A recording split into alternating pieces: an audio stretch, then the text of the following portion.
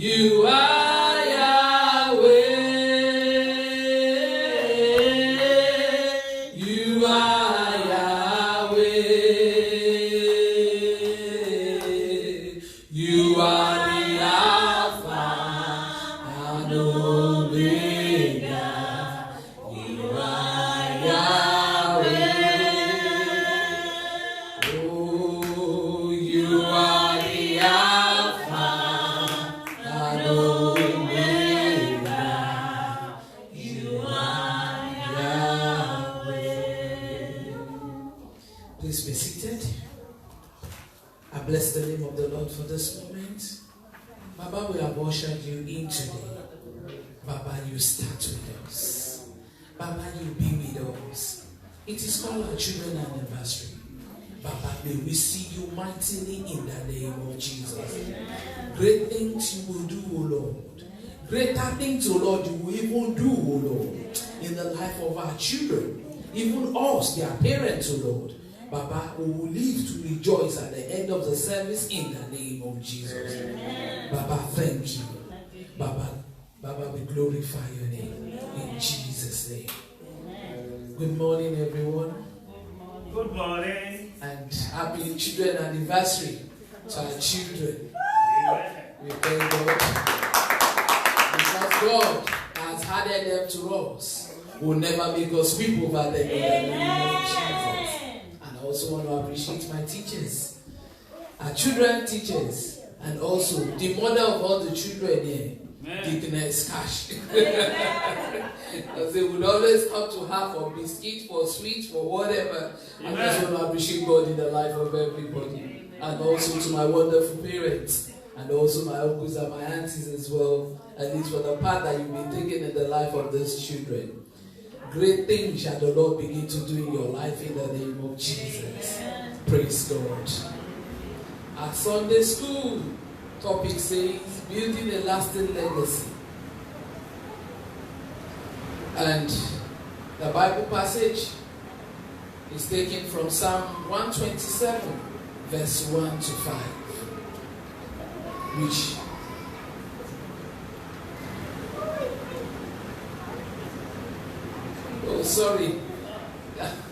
training and morals.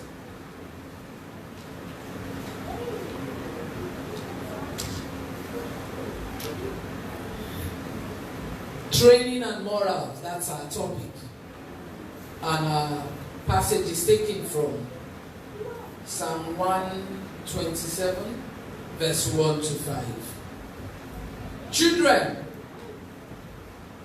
please can you give Sana the Bible to read for me? And Maxwell, you get a Bible as well. You are both going to read the passage. Praise God. 127, sir. Yeah, Psalm 127.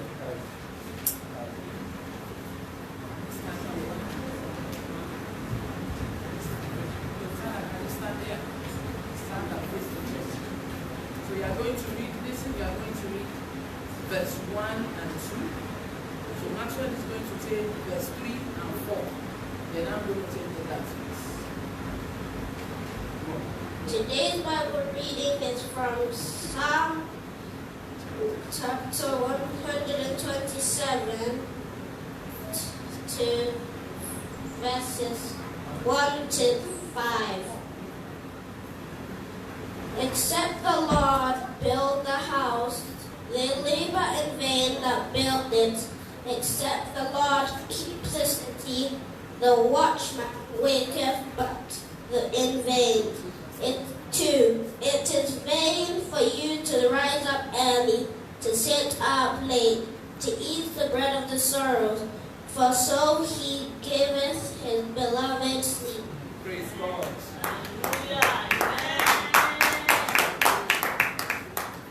Today's Bible reading is taken from Psalm 27 and taking verse 3 and 4. Young children are and heritage of Lord, and the fruit of the womb is his reward. As arrows are in the hand of a mighty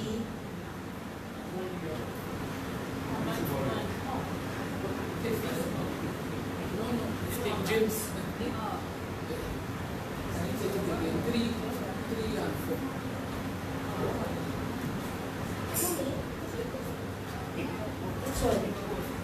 Behold, children are heritage from the Lord.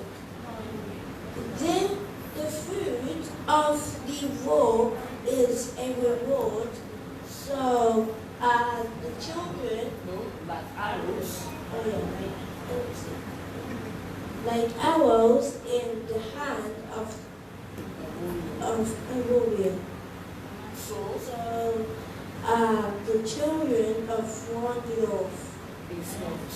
Amen. Praise God. And once again, thank you. Amen. Praise the Lord. It's their day today, that's why I called them to come and take it. So I'm going to take the last verse. It says, happy is the man who has his quiver full of them. They shall not be ashamed, but shall speak with their enemy in the gates. Praise the Lord. Praise the name of Jesus. The Bible passage, I've said all that we want to do today. And it's talking about we as a parent and also to our children. That whatever we build down for them is what they will become. When we lay a good foundation, we should be able to reap a good thing from them. But when we lay a shaky one, the reverse is the case. And I pray that will never be our portion in the name of Jesus. Unless the Lord builds the house, they labor in vain who builds it. Unless the Lord will guard the city, the watchmen stay awake in vain. If the Lord does not build a house, we all know what is going on in the society today. We see some people, we point at them, and as if we laugh that they've done great. While we see some, we have this moody. We look on them and we feel so sorry for them because of the foundation that has been laid down for them, right from when they were born. And so many things that is happening today. The only thing that we can do is to keep the ones with us now and let us bring out the best out of them. Praise the Lord. The memory verse is in Isaiah 54 verse 13. Can we all take it together? And all thy children shall be taught of the Lord, and great shall be the peace of thy children. Please, can we take it again? And all thy children will be taught of the Lord, and great shall be the peace of thy children. Great shall be our children's peace in the name of Jesus. Introduction. We are all divinely created for a specific purpose. Proverbs 19:21. The greatest inheritance you can leave behind as godly parent is not wealth, but education, training, and morals. What education does is to expose you, transform you, and empower you. Psalm 119, verse 97. Exposition. In this book, A Spiritual Clinic, J. Oswald Sanders wrote about the lasting family legacy of two families from New York. Two families from the states of New York were studied very carefully. One was the Max Jude family, and the other was Jonathan Edwards' family. The thing that they discovered in this story, in this study, is remarkable.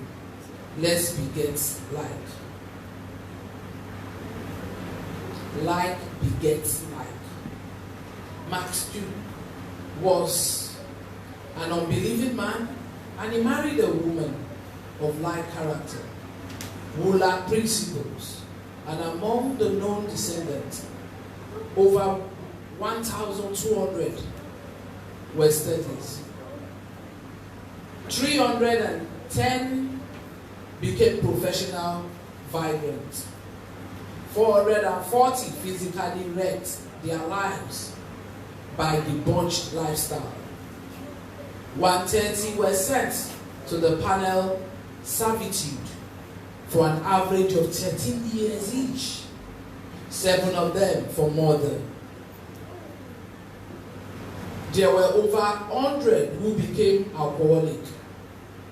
60 became habitual thieves. 190 public prostitutes. Of the 20 who learned a trade, 100 of them learned the trade in a state prison. It cost the state about $1,500,000, and they made no contribution whatsoever to the society. Praise the Lord. In about the same era, the family of Jonathan Edward came on the scene. He was a man of God who married a woman of like character. The study yielded the following concerning Jonathan Edward descendants. 300 became clergymen, missionary, and theological professors. Over 100 became college professors. Over 100 became attorney. 30 of them became judges. 60 of them became physicians. Over 60 became author of good classic. 14 became president of universities. There were numerous giants in American industry that emerged from this family. 3 became United States congressmen, and 1 became vice president of the United States. Here it's like looking at a survey of two types of parenting rather. One is talking about a parent that's got everything, but has no faith to his life. A parent that's got everything, that believes with money you can have anything. But that money, it has where it stops in one's life. While the other one, due to his faith, I believe wouldn't have had that much, but was able to produce great giants. So this is also talking about our society today.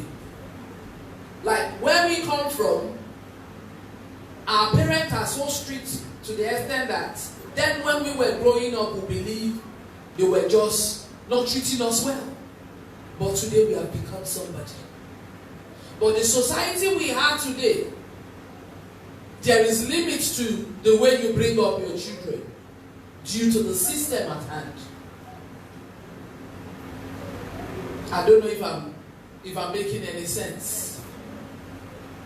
The system at hand will limit you to some things that you believe your child ought to have known or to have just made, as in the child will think, I'm not meant to do this. But just because of the society we are today, we are not being able to take them aright. Here it's talking about 2 good families. Because when I studied it, I just felt the other man, that's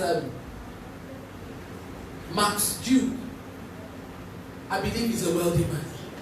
The other one could also be wealthy in his own way, but he was able to impact the right training into the children.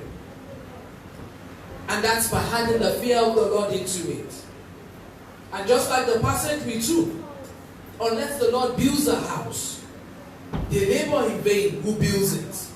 Unless the Lord guards the city, the watchman stays awake in vain. It is vain for you to rise up early, to sit up late, to eat the bread of sorrow. For so he gives his beloved sleep. Behold, children are heritage from the Lord. The fruit of the womb is a reward. Like arrow in the hands of a warrior, so are the children of one's youth. Happy is a man who has a quiver full of them. They shall not be ashamed, but shall speak with their enemies in the right gate. In the gate, rather. Whatever we do today without having the Lord into it, then I believe we have not done enough. How we bring up our children is in our hands. At least we've known so many people from all sorts of diverse backgrounds that they do things, at the end of the day, when they sit down, they live to regret it. And we know some, with the little they were able to do in the life of the child, today they can always stand in the front of everybody and proudly say, this is my child. This is what he has become. This is what she has become. Whatever we train our child with today will determine their future. If we allow our children, we know our children, at least they want to get away with so many things. And we say, oh, it's still a child. She's still a child. Then I'm sorry, we are laying a very shaky foundation. But there are some things when we know that the child ought not to have done, that we put a stop to it immediately. That also sends some messages into the child's brain that I know this thing I've done is wrong, I must not repeat it. Because when I repeat such thing, I will be scolded. So whatever we want our child to be in the future is in our hands. And I pray the Lord will teach us how to put these children on the right path in the name of Jesus. Amen. The society we are in today, so many things does happen. We hear so many sad. Anytime I listen to the news, it's always sad, bitter story. It's only when it comes to either the finance aspect of it or the politics aspect of it that I'm always, at least my ear is always attentive. But whenever it comes to it, we're in one street today, somebody was stabbed, somebody was gone. You know, it's so sad. And by the time you look at their age, they're all underage. Most of them less than 21. And at times, by the time you see those that even stabbed them or gunned them down, you see they could be in their 30s or their 40s. What would have made a child of such stage, of such age, to be involved with such people? Now we look back at the home. It says charity begins at home.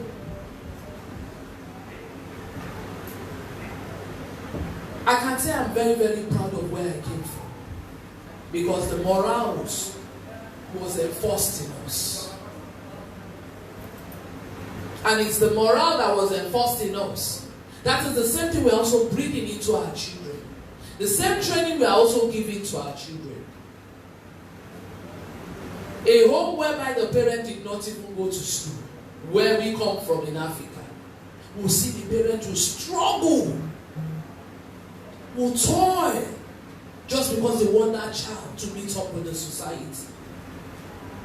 But a home whereby the parents are being given everything. So, what did they become of? What would they become of, rather? And what is the legacy they are also going to give to their children? Some of us are from a very wealthy background, and yet we become something good. Because our parents did not let that wealth to take over us. While some, there was a mistake on the part of their journey.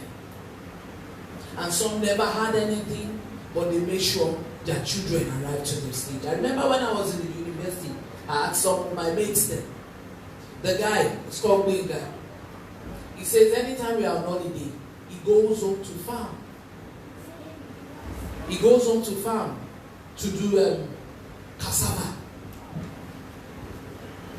He will now say it is what he got, as in he gets from the cassava, that he brings back to school for that town. So when we go home to collect money from our parents, he never has anyone to visit him. I said, make that you go home to farm. He said, yes, I go to cultivate cassava. And in the cassava I make gari, I make fufu, and that is what I sell. I grow some things. And I can also remember even when Mr. Dewale does talk about such things. That he grows spinach and all those stuff. And I will compare the life of my friend back then to that of mine. But yet, he came out good. Today, he's a quantity surveyor back home and he's doing great. Then we could count the shirts and the trousers he was using throughout our session in the university. He did a 5-year course, I did a 4-year course. But today, when I look at the Facebook, I smile. This was a guy that had nothing. I remember that I even followed him down when they were having a celebration in their family to their place in Ijebu. Lo and behold, the bed that they gave us his friend was just a bed, a wooden bed. There was no mattress. Rather, it was a mat being laid on it. But we slept there, we celebrated with them, we accepted them. There, I started learning that this is what is called life. Not that the parent never desired to have everything to give to the children, but they never had it. But they struggled that these children will become something good.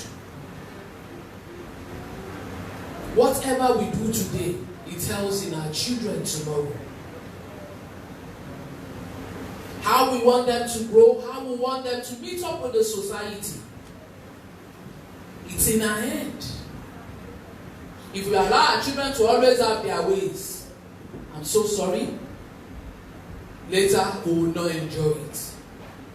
Not that the children will not really have what they want, but there is something we call necessity. Like I heard of a case about parents, they were on the verge of divorcing. And the judge now called the son and said, who would you like to go with? And what can you say about your parents? The boy now said, really, I want to be with my mom. Because my mom gives me what I need. N-E-E-D. But my dad gives me what I want. And I said, is that what he said to the judge? He said, yes, that was what the boy said to the judge. At the end of the day, the children were given to their mom. And both parents shared the paternity between them. The word the boy used, the boy then was less than 14 or thereabout. So where did he get that knowledge from? Mom gives me what I need, but dad gives me what I want. And really, their dad was a medical doctor. He would buy an expensive things for the children. But the mom, the little that she can get out of her job that she's been doing, that's what she provides for the children.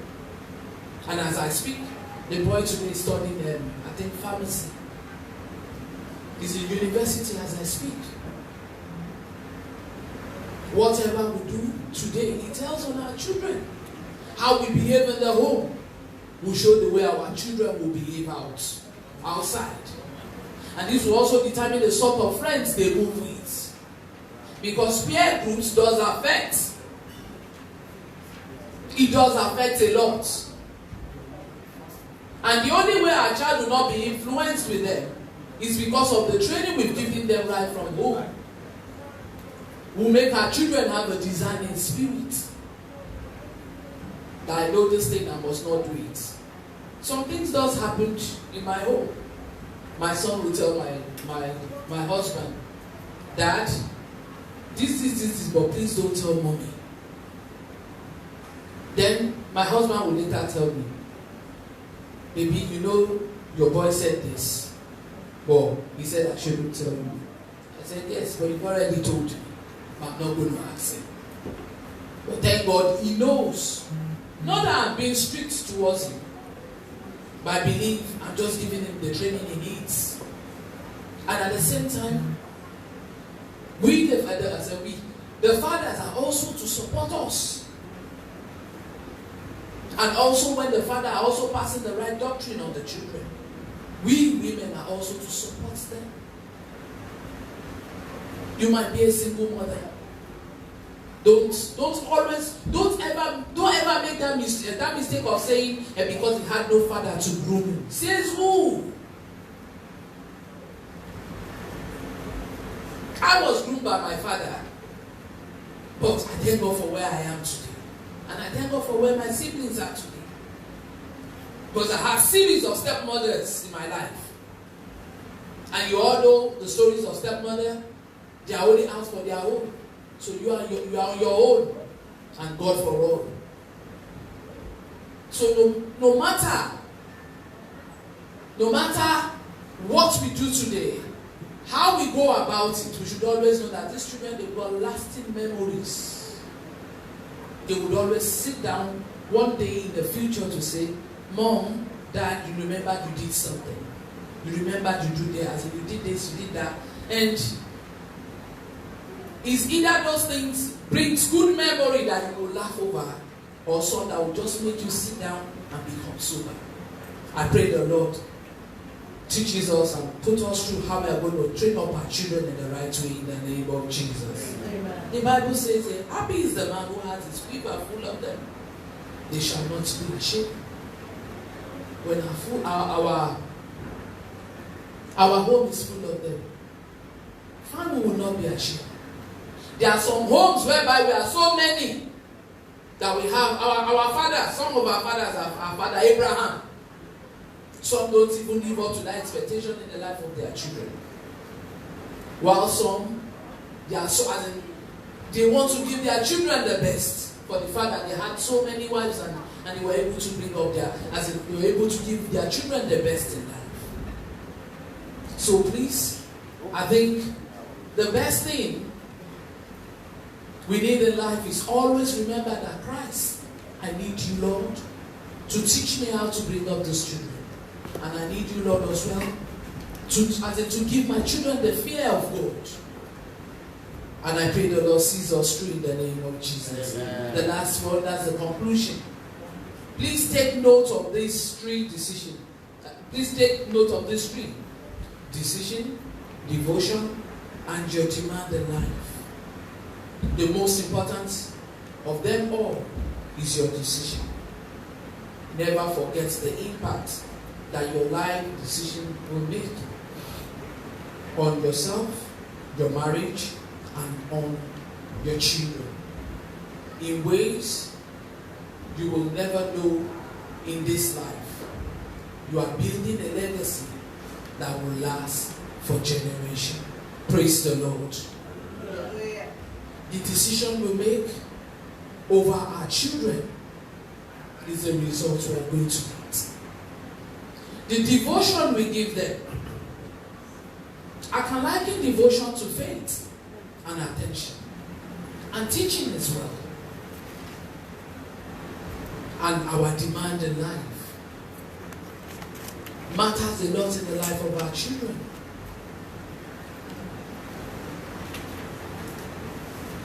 And to start with the first paragraph, it made mention of education. Parent is not wealth, but education. The education we give to them today determines their tomorrow.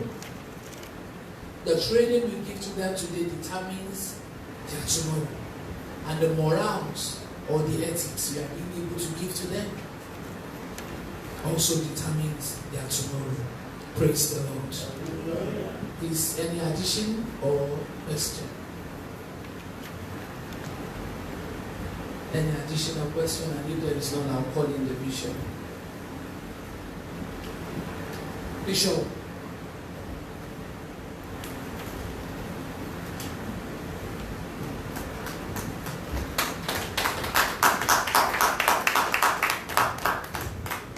we look at this wonderful country, United Kingdom. We have several laws and we have several regulations, most especially the first one we can look at the social services that they don't joke when it comes to children. Now my question is this.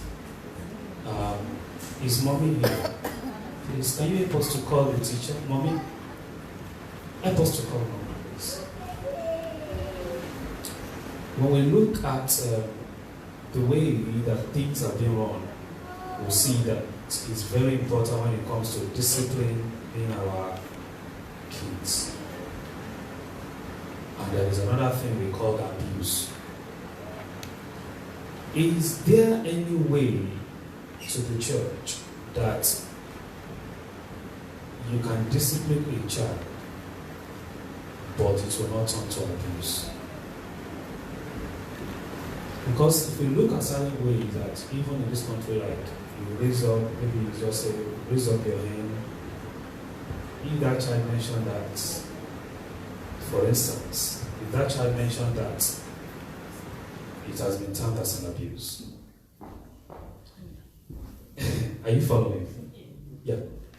Now, if you just try to smack your child, if that child mentioned that, it's an abuse.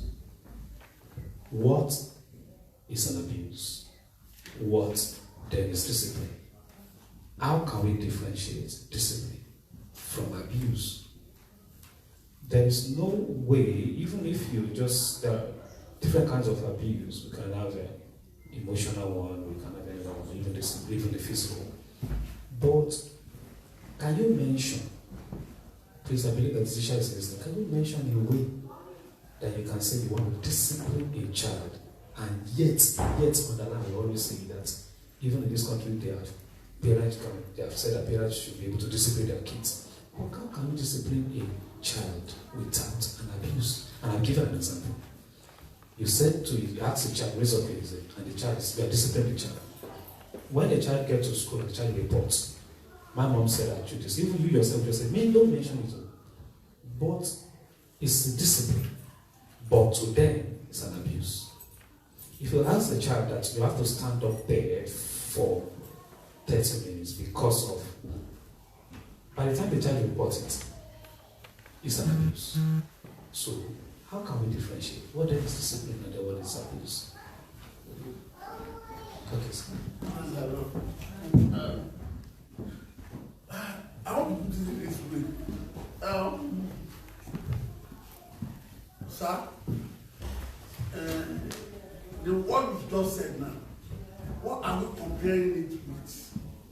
You know, I discovered that we came from Africa. We always compare the African system with where we are today. And it has created a great confusion for us. In the sense that if you look at that system there, and if you say, okay, the things are not working, the system is not working, the children are bad, everything is bad. Where are we in the system? Let me put it logically. Where are we in the system? We are enjoying the system that their forefathers has done. And where we are coming from, we said they train us well. And we're always telling that our leaders are not doing the right thing. Are you getting what I'm saying? Because those leaders of today, they were born yesterday. Those leaders of today, they were born yesterday too. If you look at the system they have been teaching us, where we are coming from is okay. Why things are not working where we are coming from? And things are working here, logically. And these are children of yesterday that became leaders in the system today. These are the leaders, children of yesterday, where we are coming from, and they became leaders today, where we are coming from. Therefore, when we are comparing these studies, we need to separate what we are comparing about. Because when we talk about abuse, when we look at abuse, where we are coming from, that's where we abuse. Yeah, we abuse, or we think we are disciplined. That's it. like me, I said it one day, in the four corners of our houses, we have pankere. If you know what they call pankere, it doesn't break. It will draw different pattern in your body. Yeah. But it got to a stage, I told it to Jebalo, that they, after beating me, I will still do the same thing. But my mom will sit me down, will tell you, you have ability to do this. Like what you rightly said, when I started the spinach farm, it was my mom that said, you have this strength. Why are you making trouble all around the street? Why can't you take that strength and let's stick to this? But my daddy will go. When I begin to make money, this same money that I made from the vegetable farm, it is the same money I paid my first school fee, 1995. 3,820 that I made. If you know how much it was in 1995 today. But what I'm trying to say, I faced my father one day, I said, you have never done anything. That all those beatings has never changed you. He only creates fear. And that fear makes some of us not to even get to where we are supposed to get to in life. And that same fear is still the fear we are facing today. That we are not able to address to potentials of things that are even here with us. Therefore, we need to be careful when we are thinking, when we are talking about they are losing time, they are living. Now, what of those people that are cutting head of children in Africa? What if you say we want to do statistical analysis of a whole state, a whole local government in Nigeria, and everything is being published? They are not, you praise God for where you are today. Therefore, we need to be careful about what we call abuse, about what we discuss about the system. Because where we are coming from, if you have record of what is happening in your own community, the number of times that has been stolen, the number of times that is dying, there is only one time missed in the whole of the United Kingdom. Everywhere we hear, you'll be amazed that the number of people that are missing in Nigeria, you'll be wondering, the number of atrocities they are committing, that we say that our parents have done this, have done this. We need to be careful about what we see. We need to be careful about how we go about it. What I'm going to say is that these are individual things. To train up a child is an individual thing and a family collection. You need to understand your child, what you can do without even touching that child, that make that child to sit down. That don't tell, okay, like my son, he likes to go for his training. If you make any mistake on Tuesday, that training is cancelled. And when I say that training is cancelled, as if you are taking the word out of him. I didn't touch him. It's a discipline. But it's not that, because especially you women, you have heard he back. It's rubbish. One day, I'm telling you, one day no time will face you. That's why the children say, I cannot wait to be teenager, to leave the house. Yeah. We need to be careful. It's not beating. But when the Bible says, I can only do this, please, who can translate it to me?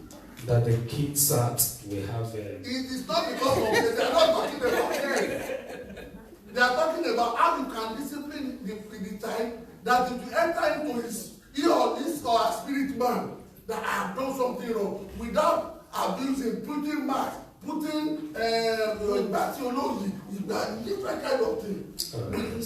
God Thank you so much. Now, thank you so much. Shall we jump our hands and appreciate God? There is a lot for us to really learn when it comes to this kind of a topic, and we thank God for the way Mommy has really brushed through it. This is very important for each and every one of us, that discipline is very important, but we need to be very careful the way we go about it, that at the end of the day it will not be recorded as an abuse. But please read more. Learn to read. You see, you are in another system, you are in another world.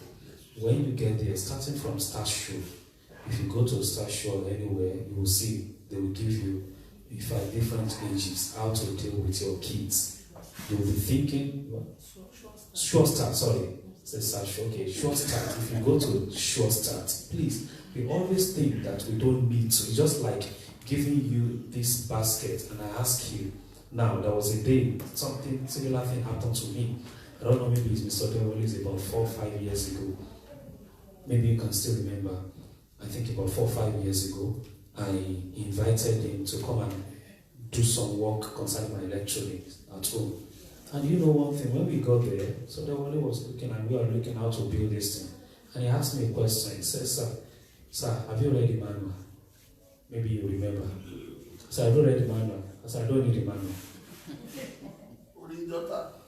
I said, I don't read the manual. So I just believe that this is electronic, just fix it this way. I've been doing it now. So you can see that sometimes, but one thing is that these kids did not come with manual. We don't have any child born with manual. That is why they can behave anyhow. And that's what he is trying to say. The way Jeruani will behave will be different from Maxwell. Will be different from Christopher. Every child individual. But be very careful. In fact, there are laws now. There are big laws now. Big, I'm telling you, when it comes to child protection and things like that, beloved, you need to be very careful. You know, we don't call them adults, they call them vulnerable adults. So this is why we need to be very careful when it comes to the law of the land. And I'm pleading with us, please don't do anything in anger. No matter how your child, no matter what, just don't do anything in anger. Just leave it and be praying. By the time your mind comes down, you will have felt it. Because if you just thought about, I want to make that child to have fear, and you threw something and the thing hits that child in another place, and tomorrow is PE in school, they have to remove their clothes. What is going to happen? And this is where, beloved, you see, when you have a child, I beg you, you see, this thing you may not understand what I'm saying. Please be very careful. When I say there are laws, there are big laws now protecting our children. Please, I beg you. Please, I beg you. Be very careful the way you train your children. I didn't say biblically now, even according to the law of the land. Not that for them. The Bible said it. Forget about that. There are pastors now that have taken their kids. So, not biblically, but I'm talking about go back and read. I beg you, Google, study child protection. In fact, social services, study everything about them. Me and Mama were somewhere yesterday, and also I was spending about 4 or 5 hours there. But I must confess to you, beloved, this is very important, that at the end of the day, most of the children taken to social services, and the team leader is saying something, is that out of 100 or out of 10, let me just say, I think you will see one going to university. And the funniest part of it is that when you take a child you have nurtured for about 10 years now as a Christian, by the time the foster parents will come in, could be Muslim. So when a child that you have nurtured for 10, 15 years now, 8 years, was known about the Bible passages like the kids, and they're given that child now, a foster parent to be a Muslim. Or atheist. See, by the time they return, that child can never be the same. I beg you, please, God will help us all in Jesus' name. Shall we have this one? Do you have anyone? Okay. Yeah, it just go on. A question. So how do we deal with a child when you tell them maybe this thing, do not do it today, and after 5 minutes the child will do the same thing, and the next day the same thing, and you are saying it, repeating. How do we do it? Because what you said that, like your son, if you tell him that you will not go for training, and your son will understand, but it's not all children, because some children, when you tell them even what they like most is their phone, say if you do it again, I'll take your phone. Say I don't care. Then it will still go on doing the same thing. So I just need help. How do we deal with such child? Yeah, no. Praise the Lord. Hallelujah. Thank you, Mr. Adewale, for that highlight and addition. This child we are talking about, believe me, you have ample opportunity to prepare for this child. As a parent, you are pregnant for 9 months. Preparation for the child and how to bring the child up starts from there. Some of us, I can tell you I made a mistake. That's why I'm able to put this together. Some of us, we are dating somebody, and that person, we didn't take time to inform the person. Yes. Are you with that? That is where arguments come in. This is where problem comes from. Believe me, if as parents, if we can't understand ourselves, it's all recipe for disaster. Because if the child starts behaving the way he's behaving, he didn't get to that stage you mentioned on day one. It goes on and on and on. So, like Mommy has said, if the father is not up to that point in time, I believe the wife should be able to sit him or her down. After all, you have your quiet times. Please, don't let's blame the children. Let's go back to drawing board. This society, we blame a lot of people instead of blaming ourselves. Please, as parents, I want us to sit down again. Let's revisit ourselves. Don't regret it in life. That child can still be corrected. Correct them with love. Believe me, just like the bishop said, even if you need help, society is ready to provide it for you. Be the one to tell them you need help. Don't let them be the one to bring the child. Thank you. Let's jam our hands into the Lord. We're not able to go further. I believe you are able to get something out from them. So that's why I said that seek help, seek help, seek help. Man, you've got a faith, you've got a God. There's no how a child can be difficult. You need somebody to go to. And I believe it says the fervent prayer of availeth much. So there's no how a child can be difficult that you cannot take. And when a child is going out of hand, you need somebody to talk to. I believe you can talk to God. And there's nothing the Lord cannot change about a child. If the Lord says the heart of the king is in his own hand, and he turns it to wherever he wills, like a stream of river, there's nothing that you cannot tell God that God cannot change. And I don't see any child that is as dry as a dry bone that cannot be bent. So at times we do face these challenges as parents. But when something is beyond us, I believe we've got a God to talk to. Thank you so much. God bless you. Shall we jam our hands unto the Lord? God bless you. Shall we back our voice for prayer? Father, we want to thank you and bless you. Lord, accept our thanks in Jesus' name. Amen. The eternal rock of ages, as we go into this service, Lord, we invite you, visit us, teach us, and let your name alone be glorified. Amen. We pray for this service, O Lord Father, even the communion, you will visit us via the communion, you will visit us via the word. We'll bless the kids as they celebrate their day today, and we'll bless you in the lives of the parents that you give all these children to. We pray, Lord Father, your glory will continue to shine upon the lives of everyone. Let your name be glorified. Thank you, Father God. In Jesus' name, we pray. Amen. God bless you all in the name of the Lord Jesus Christ. God bless.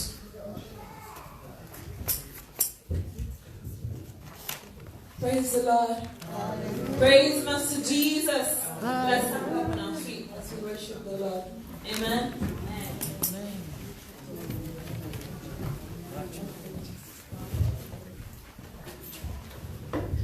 You are Yahweh. You are Yahweh. You are Yahweh. You are Yahweh. You are Yahweh. Alpha and Omega. You are Yahweh. Alpha and Omega. Oh, you are Yahweh. Let's sing together. You are Yahweh. You are Yahweh.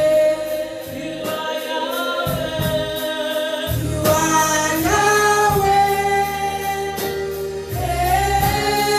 You are Yahweh.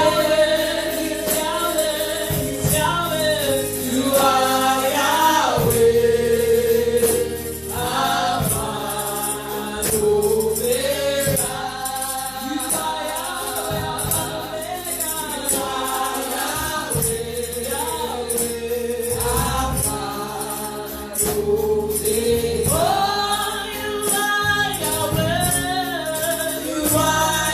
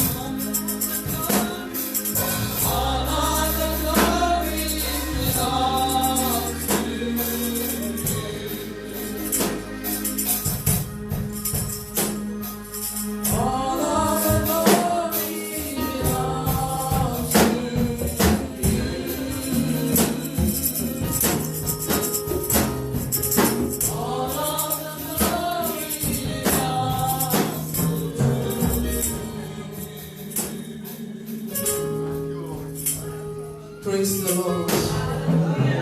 All the glory belongs to Him. Because He has been here even before we came. And He will forever be with us in the name of Jesus. Beloved, I want you to give my children a round of applause. Today is their day. Today is their year. And we appreciate God for them. Amanda has a beamer full of them. That is who we are. And we are so grateful to God for them. God bless you. As we remain standing, we'll be taking our hymn. There is a fountain filled with blood, drawn from Emmanuel's vein.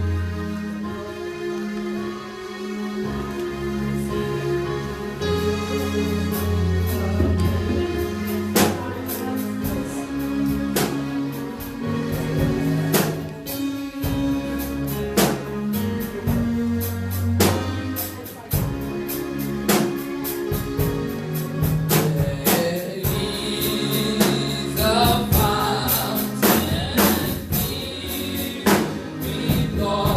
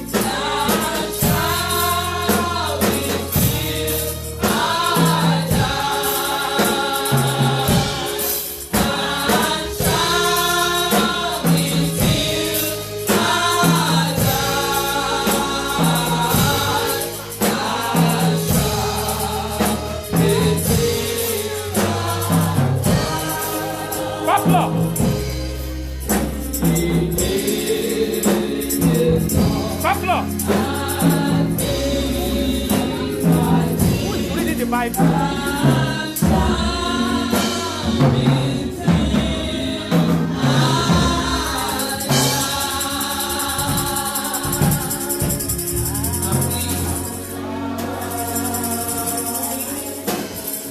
You may please be seated as we take the reading for today. And please, if you've got testimony, register with Sister Tori behind. Please, can you wave your hand, man?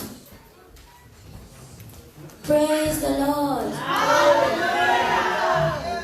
Today's Bible reading will be Psalms 127 verse 1 to 5. Are we there yet? No. Yes.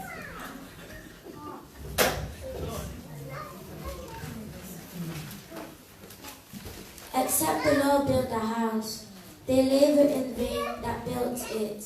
Except the Lord keep the city, the watchman waketh but in vain. 2. It is vain for you to rise up early, to sit up late, to eat the bread of sorrows, for so he giveth his beloved sleep. 3. Lo, children are an heritage of the Lord, and the fruit of the womb is his reward. 4. As arrows are in the hand of a mighty man, so are children of the youth. 5. Happy is the man that hath his quiver full of them. They shall not be ashamed, but they shall speak with the enemies in the gate. Amen. Amen.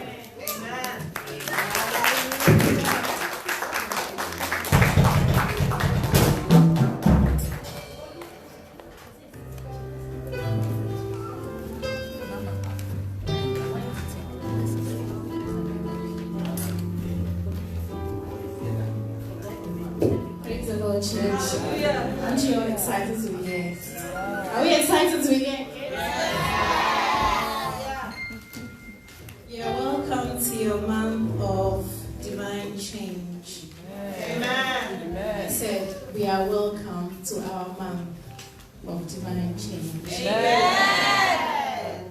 Okay, so before we do the touchstone, can we all turn to the second page? Please. Please tell me when you're ready.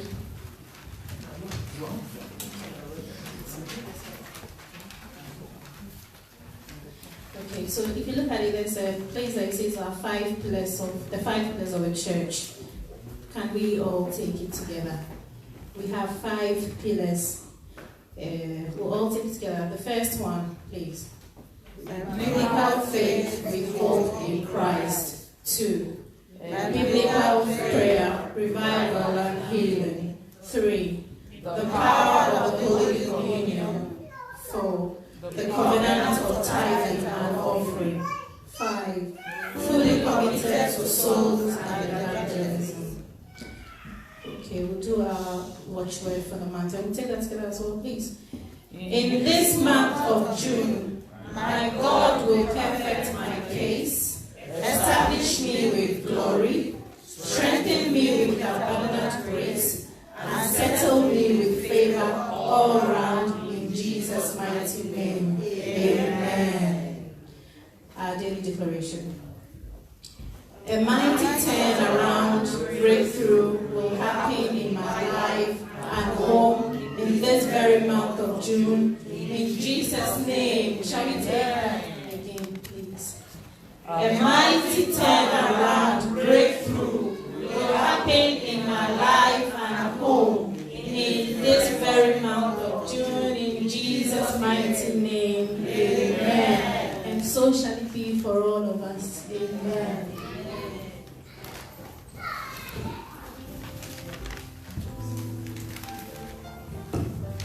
Praise the Lord. Hallelujah. So the touchstone for today is, the topic for the touchstone for today is legacy.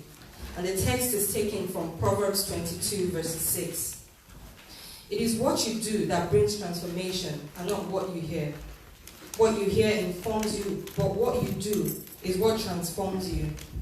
I indeed congratulate every family in Christ House Bible Church for another glorious children anniversary in the year 2019. Can I hear an amen, please? Yeah. Taking from our main text, Proverbs 22 verses 6. train up a child in the way he should go, and when he is old, he will not depart from it. Please, it is important to know that every parent has been given a clear duty from God, and this duty must be duly carried out effectively. Most of the problems we're facing in the world today emanate from lack of parental duty and broken homes. The more the broken homes, the more the world is devastated, because family is what unites or divide our society and our world. A godly family will always give birth to a godly society. An ungodly family will always give birth to ungodly society. Everything happening today begins and dwells on the family. As a parent, what legacy are you leaving behind for your children and the coming generation? Can you look back and truly praise yourself as a parent over the position of your child or children? It takes the cooperation of each parent to jointly bring their child or children up to the standard which God originally ordained for them. No matter the greatness God has prepared for any child, it will always require the guidance of every God-fearing parent for that child to reach his or her peak in life. A vivid example was seen in the lives of Jacob, Joseph, King Lemuel, etc., even in the life of our Lord Jesus Christ. As a parent, you have an impact and a great role to play in the success journey of that child. Every good parent will always take the future of his or her child or children very seriously at every point in time. I pray that the labor over our children will not be in vain, in Jesus' name. Amen. God bless you all, and happy anniversary to our children once again. Amen.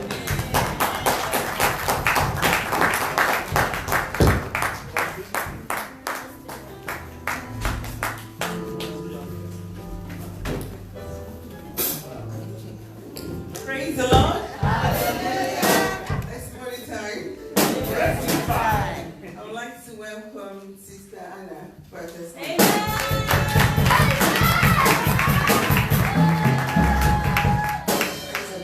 Hallelujah. The Lord for adding another year to my life. The church and my family. Thank you for being our Lord.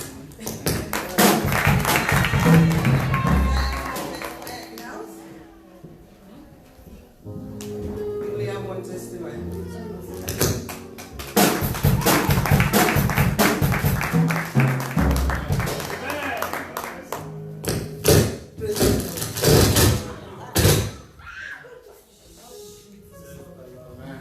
It's my first time to be in the church, but there's a testimony I need to say. Because the Bible made me to understand, the more you praise God, the more God do more and more. Something happened to me on Friday. I have an interview to go. I was with my documents, everything with me. Unknowingly, when I sat down in the bus stop, I just entered the bus. I forgot every of my documents, everything from one to the last. I have nothing. And when I get to the woman place, the woman said I should bring my passport. I was looking at my bag was looking at me. Instantly, the tears just started. I could not say a word, I could not talk, I could not do nothing. I was just crying. The woman said, what happened? The only thing I could say, is there any taxi you can call for me? So that I can go back and see if I will find it in the bus stop. The woman said, bus stop? I said, yes. He said, where the bus stop? I tried to explain. He said, no, it doesn't matter. So she just called taxi. Before the taxi get down, I've already run downstairs. My running was so terrible that anybody on the way, I was just pushing them. So I get downstairs, the taxi there came. And the man that came was a Muslim man, all wear with white. The man just said one word. He said, are you a child of God or you serve Allah? I said, sir, I said, anyone you said, they are for all God. The important thing now, take me to so place. I don't care the amount. I didn't even, sometimes you enter taxi, you'll be looking at the meter. Yes. My meter was not looking. And my own meter was looking in the bus stop. But what God so loved the world, that he gave his only begotten son. That whosoever believes in him will not perish but have everlasting life. Oh my God, I went there, it was there. Nobody touched anything short. I don't know what to do. The man I saw there, I started kissing the man. The man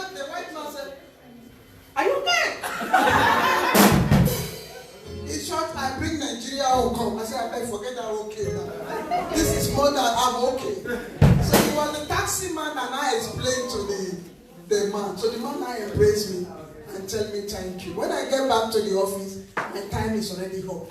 The woman said he cannot do anything. But when the woman see me coming with laughing and crying at the same time, she said at break time, she will hold it. And she will attend to it. So it was, I don't know what to say.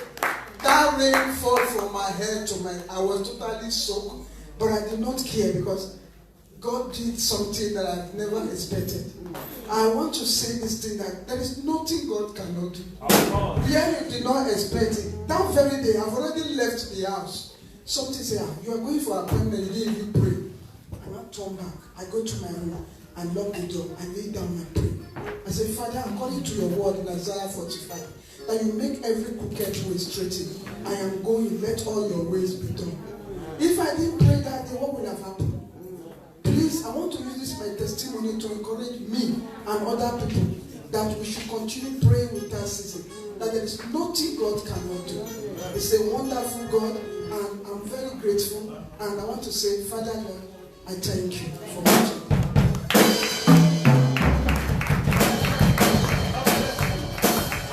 Can I welcome Brother Chima? Praise God.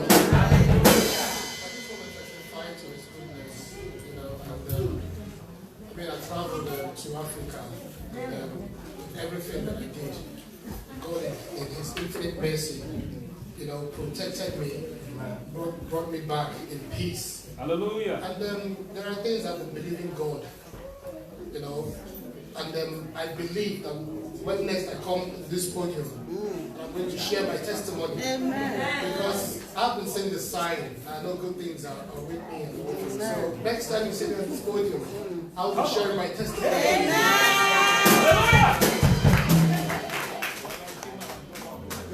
And then welcome our brethren.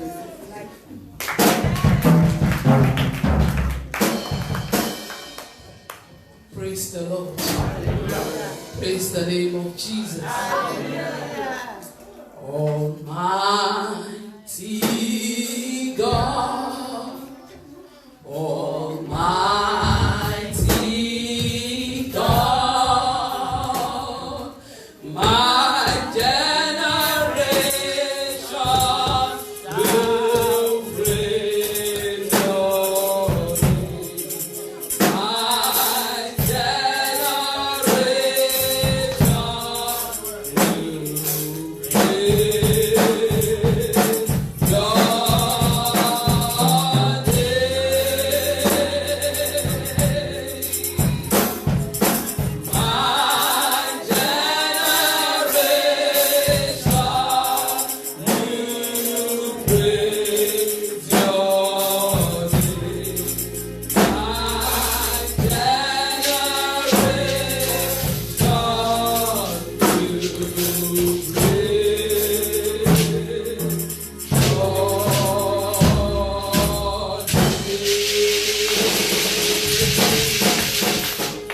I want to appreciate the King of Kings and the Lord of Lords. You may please be seated and God bless you.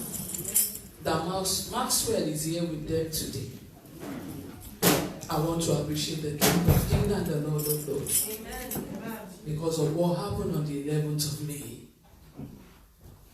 If he was not here, I wouldn't be here. But because the Lord spared our life, and that is why we are here today. Hallelujah. Jeremiah chapter 31 verse 4. He says some people are marked down for death, but His grace kept them.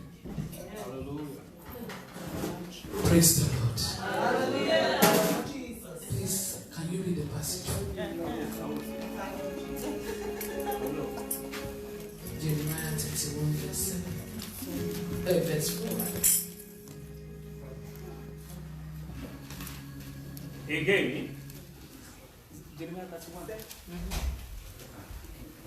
Again, verse 4. I will build thee, and thou shalt be built, O Virgin of Israel. Thou shalt again be adorned with thy tablet, and shalt go forth in the dances of death that make merry. Praise the Lord. There's a passage, I noted it down. Aha. Jeremiah 31, verse 3. The Lord hath appeared of old unto me, saying, Yet I have loved thee with an everlasting love, therefore with loving kindness have I drawn thee. Praise the Lord. Where I needed was verse 2. Thou says the Lord, the people who survived the sword found grace. That is just what I needed. We survived the accident because we had grace. Grace that no man can give. Meaning some people are being marked down to die. Untimely death. But the Lord saved them because of His grace. Found grace in the wilderness. Israel, when I want to give Him rest. I pray we will not weep over any of our children. Amen. The grace of the Lord shall continue to be with them. Amen. That grace that no man can give shall be their shield and their buckler. Amen. That grace that no man can give shall be the everlasting path that they are going to tread upon. Amen. We have been marked down for death, but we found grace. And I pray the grace of the Lord will cover everyone seated here today. Amen. Even our children or our loved ones back home or wherever they are. In the mighty name of Jesus. Amen. Thank you. Hallelujah. Amen. And I welcome Brother Emmanuel.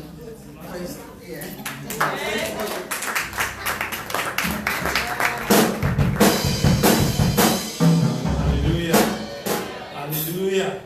I just want to give glory to God because God added another year to my year. I'm not getting old, I'm getting younger. Thank you, Jesus, for what He has been doing. He has been protecting me and my family. I just want to bless the Lord. Permit me to sing one song first. Jesus is the how we know man, how we know man, how we know man. Jesus is how we know man, oh we know man all the time. I said Jesus is how we know man, oh how we know man, how we know man. Jesus is how we know man, we know man all the time. So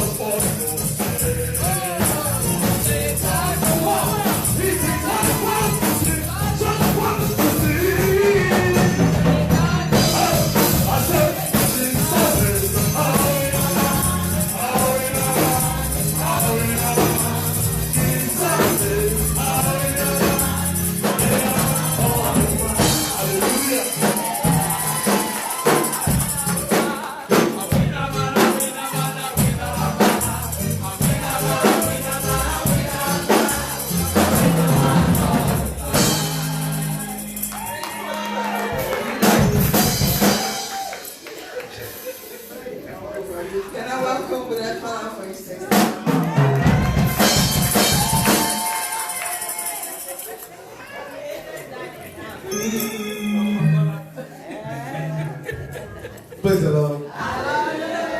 It's just a quick one. I want to bless God for today because I didn't plan it, but I just look at it from the far back that about 3 Sundays back, Sister Paula and sister, you come and meet me. Oh, bro, you're not going to pay for your child. You need to pay for his children. But when I go, I'm like, it's really worth it. Yes. Because that is what my heart and my soul desire. And I thank God today that every day, every time like this, they will come and meet me. I'm like, Rokola, you need to pay for your child. And I'm ready and eager to pay because that is what my heart desires. No, my baby is not here, but they went out yesterday, so they don't have busy to retire. But I know they are here in the spirit. I will thank God. Praise God. mommy testify for Bishop.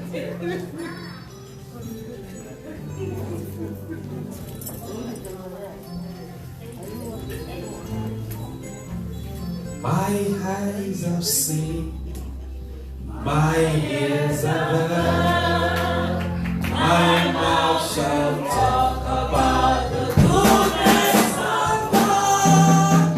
My eyes have seen, my ears have heard, my mouth shall talk about the goodness of God. My eyes have seen, my ears have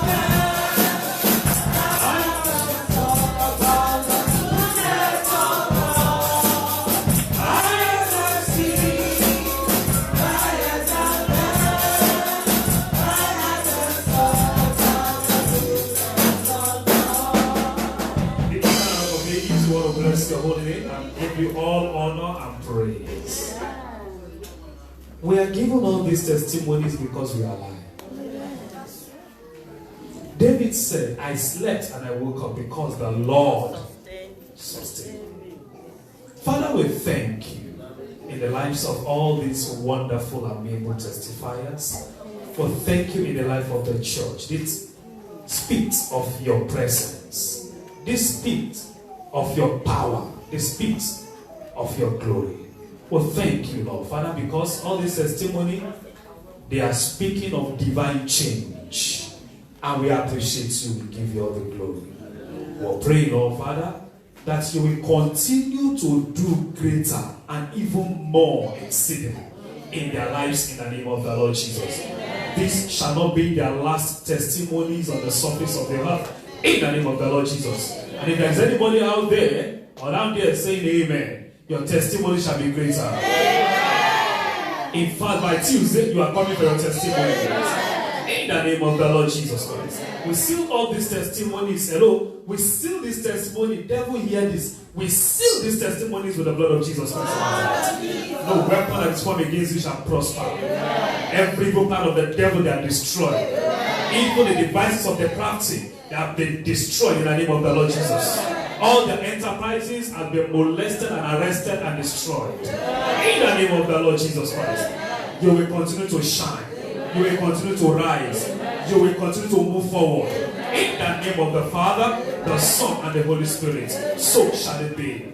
In Jesus' name we pray. Amen. Amen and amen. In Jesus' name. Settled. Praise the Lord. Now, children, please. Praise the Lord! Hallelujah.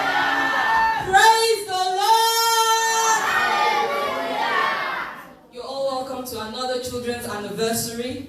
We're happy to have you here with us. Are you happy, guys? Yeah! Are you happy? Yeah! Alright, we're going to kick up the presentations with Sana. Sana is going to be doing a Bible reading and acrostic poem. Be blessed as you listen in Jesus' name. You're welcome, Sana. Please, can you show my children some love?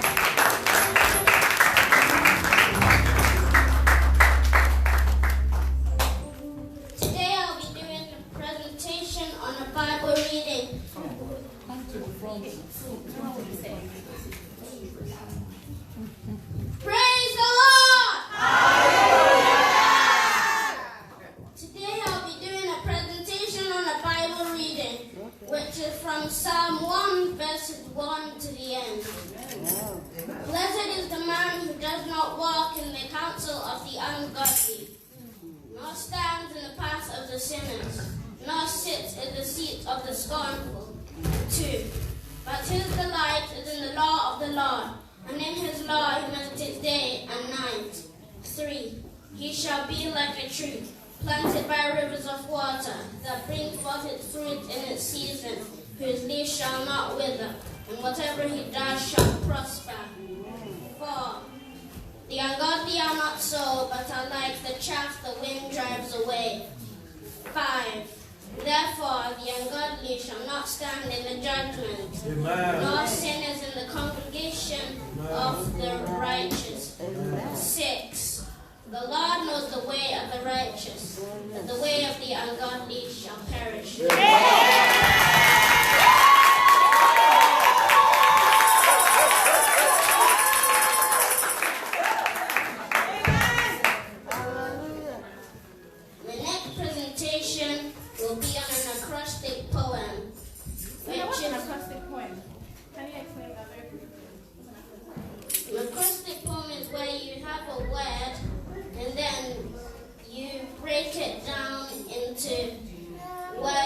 describe the meaning. Come on. My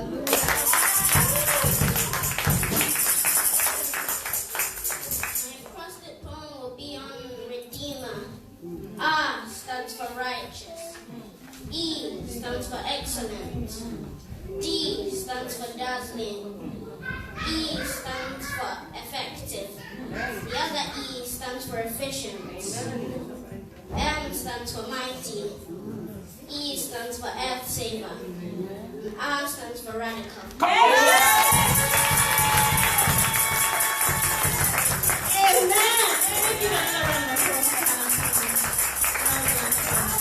Very, very beautiful. Thank you. Okay, at this stage we'll invite Christopher. Amen. Christopher, round of applause, please. Christopher.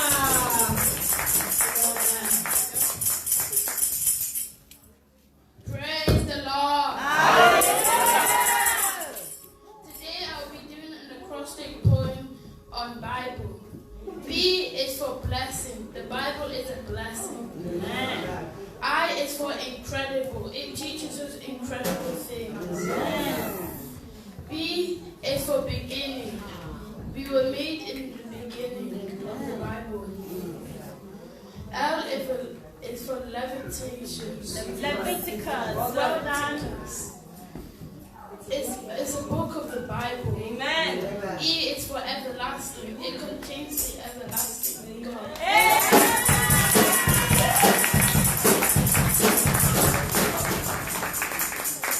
Our next presentation is from our one and only Tony.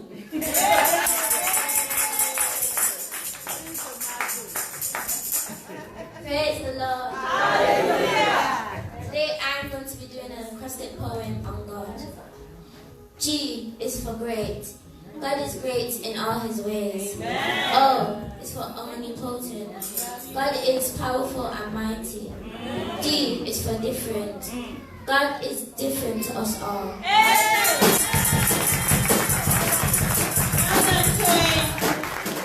Now we will call Maxwell.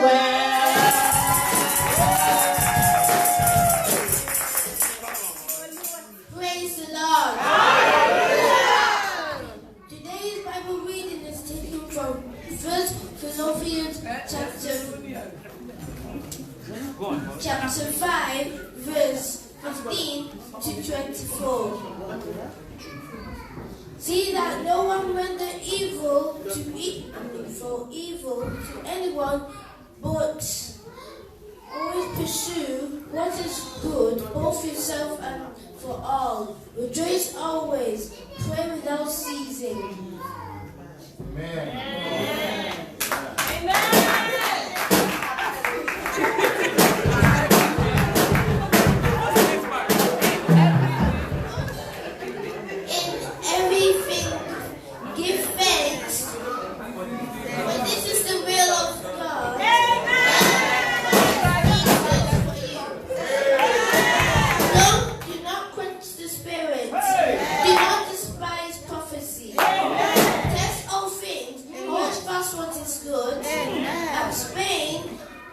From every form of evil. He who calls you is faithful, who also will do it.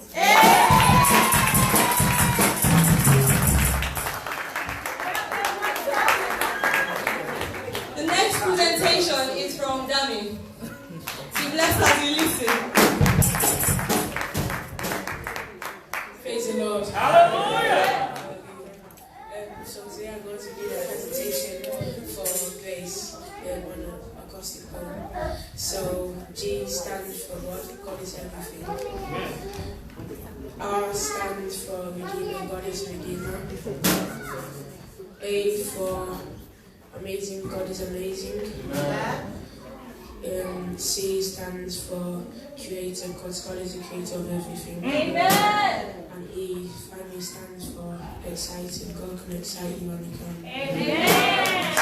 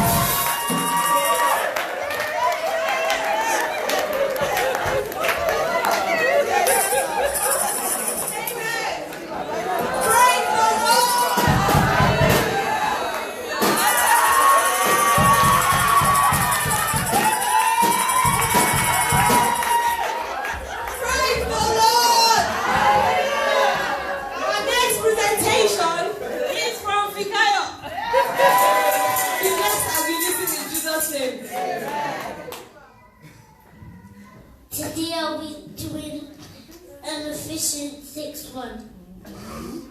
Children, obey your parents to obey the loved ones. This is the right thing to do.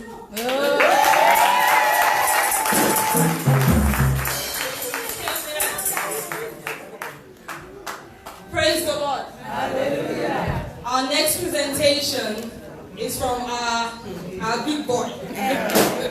Our one and only Stevie. Praise the Lord. Hallelujah. Today I'm going to be doing a presentation on the book of the Bible called Revelation chapter 22, verse 1 to 15. Are we there yet? Yes, are we there yet?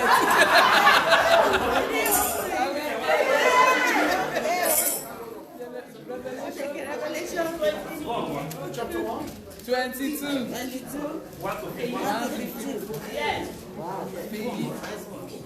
Then the angel showed me the river of the water of life. The river was shining like a crystal.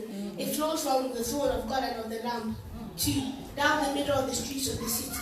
The tree of life was grown on either side of it. It produces 12 different types of fruit each year, one each one, and its leaves are used to heal all people. 3.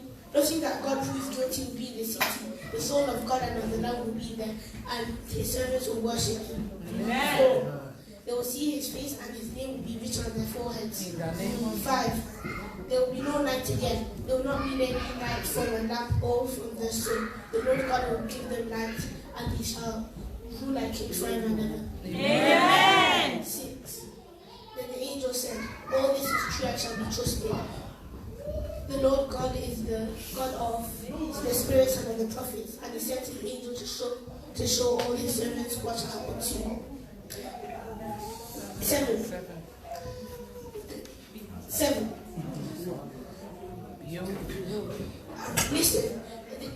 Listen, I'm coming to you, and whoever obeys the prophecy of the book shall be happy. Amen. 8. I am John, I'm the one who heard and saw these things. When I heard and saw these things, I bowed down to worship at the feet of the angel that showed me these things. 10. Then the angel said, 9. Then the angel said, do not worship me. I'm a servant like you and the brothers, the prophets. I'm a servant like those who obey the book of the prophecy of the Bible. Worship God. 10. Then the angel said, do not keep secrets the word of the book, because these are the things that are going to happen soon. 11. Whoever is doing evil, let them continue to be doing evil. Whoever is unclean, let them continue to be unclean. Whoever is doing right, let them continue to be doing right. And whoever is holy, let them continue to be holy. Amen. 12.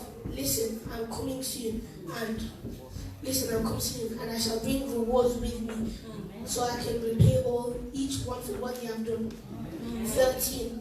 I'm the Alpha and the Omega, the first and the last, the beginning and the end. 14.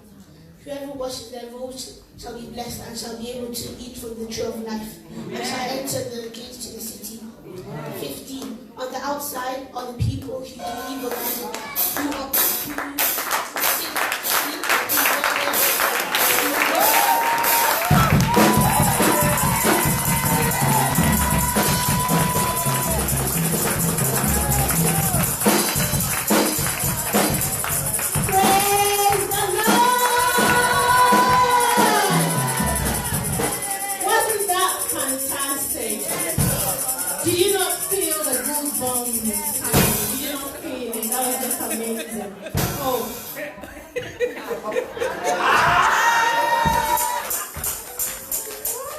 Jordan, we are ready for you. Can you come forward and listen, please? Are you ready? Yes.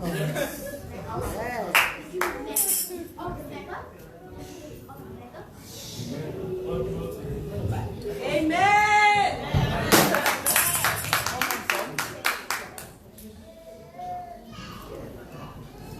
In Jesus' name. Amen. The Holy Spirit has spoken. No, you have to say something. Oh, yeah, say something.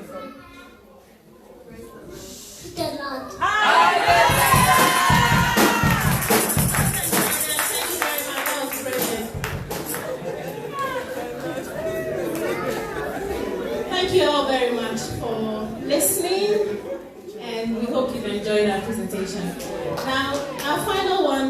song. We'll all come together and we'll sing.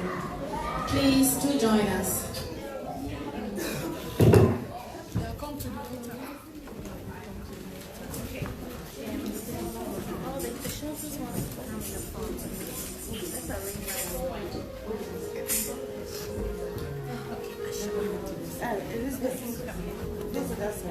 Everybody move on here. Okay.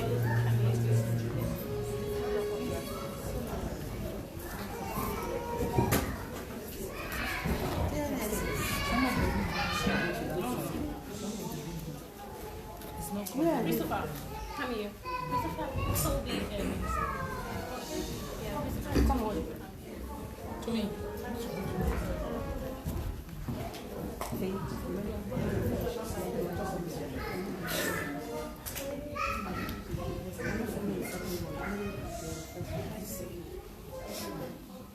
think we are even. Yeah. Just a moment.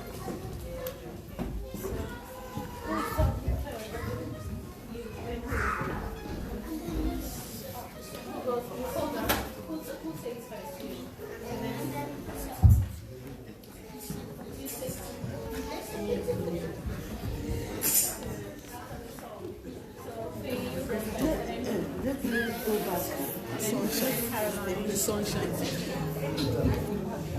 Okay, Richard, stand here for me, okay? Alright. Are we all ready? Yes. Okay. Yeah.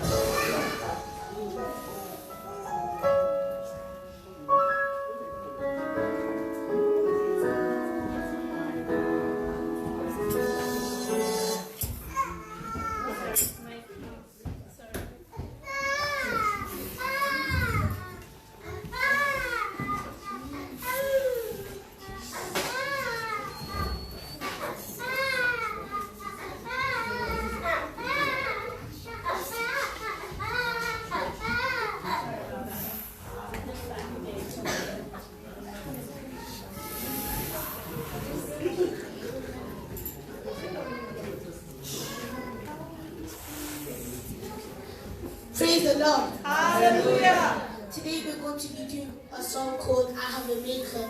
I mean, Scott has something to say which introduces our main song. Amen. We bless as we listen.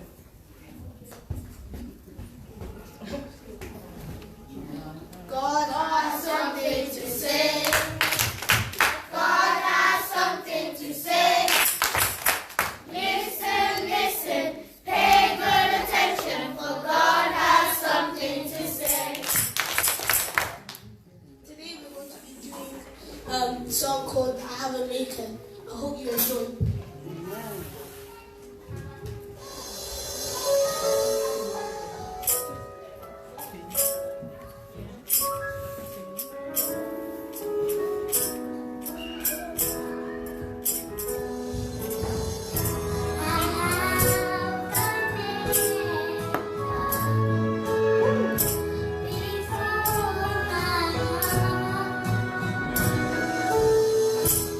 Before even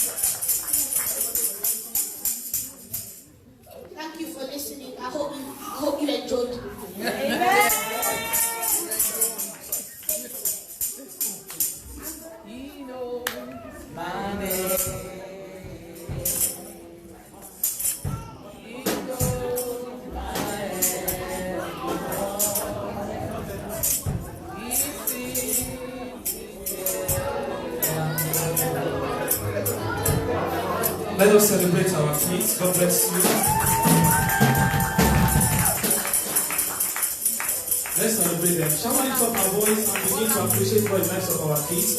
Please, God bless you. Let's rise up on our feet.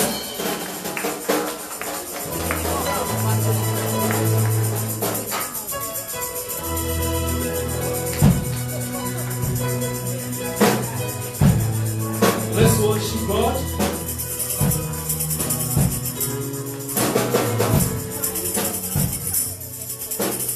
Let's glorify Him. Praise the Lord. It's only you, Jesus. It's only you. It's only you, Jesus.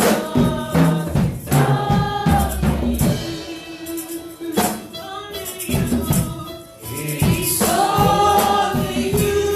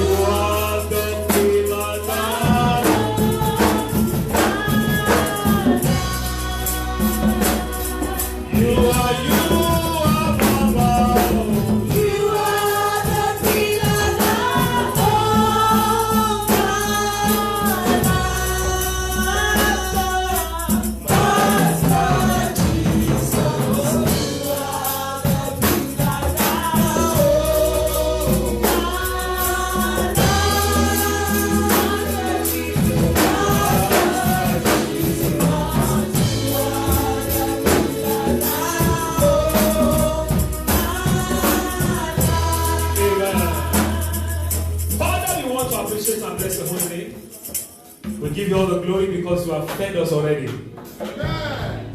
Even in the lives of our kids, you have used them to pass various, dynamic, wonderful, precious testimonies and messages to us.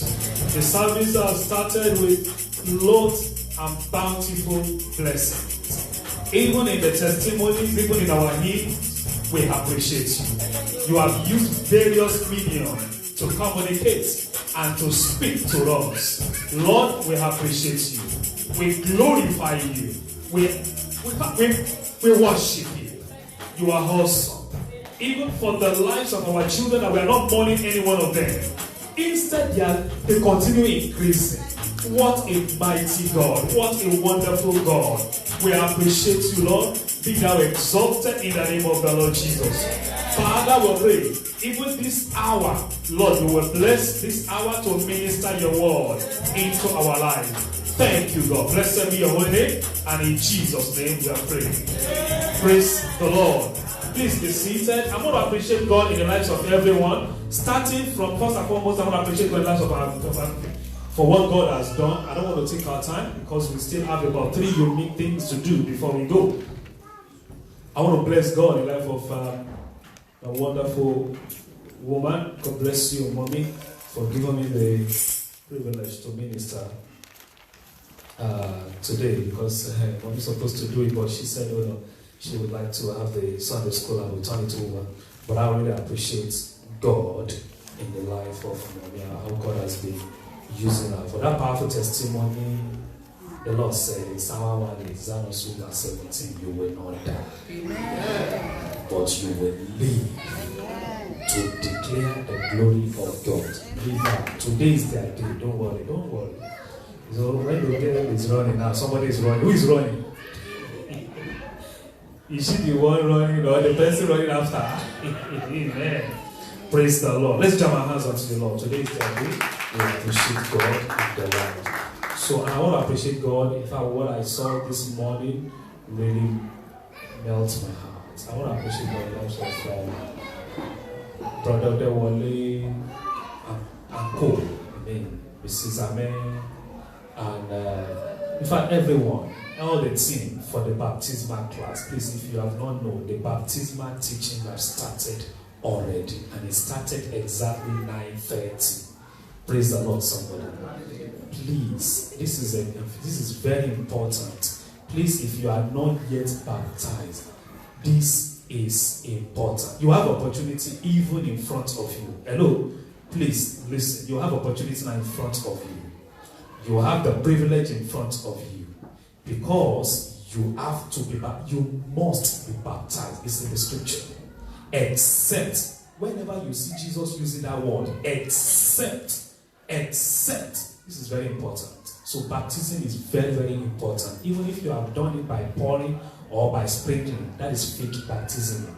The real baptism is by what? Immersion. You must be immersed. So make sure, beloved, you join the class next week. If you want more information, please see Brother Wale at the back of Mrs. Amen. This is very important. Do you know what? 9:30, they're already here. 9:30, they're already here, and they've started the baptism class. So please make sure you are part of it. Push your kids and let them come and baptize as well. And God will bless us all in Jesus' name. And I want to appreciate God in the life of the teachers. Please, let's send our blessings, our prayers to these children's teachers. I will pray God will continue to equip them. God will continue to use them mightily, even for His kingdom. Can you believe that? They looked at the child and they said, you are going to recite. For 2 children, and they recited the whole passage. Can you imagine? Even, and you know, this is very important. You know, when I was looking at it, I know the Bible said in the book of Hosea, it said, show me your shepherd. It's in the Bible. You show me your shepherd, and they will tell you the kind of congregation you have. When you have some places I will go, they call me the walking Bible. Because most of them I don't need Bible. When I'm preaching outside, everything I'm going to say is already there. And you can find this wonderful. One day I went to minister somewhere, and a very wonderful evangelist here, even in town, and he said, he was introducing me, he said, a man that will never look into the Bible but will quote everything. And I corrected and I said, I don't quote, I hit the word. Jeremiah 15 and verse 5. The Bible said, thy word has found, I did eat them. I don't quote scripture, I hit scripture. So, you know, because when you quote it, when you read it, it's only when you read it you will start using it. But when you are eating it, it's already part of you. Is that also? So you have to be hitting it. And can you see young pastors? Now imagine about all those sets in the next generation. You will be struggling to know. If by the time we will look at Christ as well, we'll be talking about 25, 30 pastors. Yeah. Please give birth very quickly so that they can join this team. The moment they join this team, I'm telling you, by the time they get to that stage, I'm telling you, we will talk to Pastor Feyi. Is that also? Yeah. Pastor Tioluwani. In fact, Pastor Mrs. Inioluwa. Amen. Then we were talking about, in fact, prophetess Destiny Grace. Well, ministers. If you look at us, these kids, I'm telling you, you will see glorious thing coming out of there. Pastor Maxwell or Bishop Maxwell. That one has no choice anyway. Praise the Lord, somebody. He got to a stage, he was asking his father, what's the next one? While he was reading, he got to say, what's the next one? He was asking his dad, what's the next one? And I said, I don't know where when you stop, God will bless each and every one of us in Jesus' name. That's why I always say, when we come to Christ House Church, we are always enjoying the presence of the Lord. I must confess to you, can I say this? This is the best presentation. Amen. Amen. This is the best presentation over the years. This is the best 10 years anniversary. This is this one is what we call. If I already having 10 years anniversary, this one is a 10-year anniversary. God bless the kids. I love them more. In fact, maybe when we finish, we have to take all of them to Nando's.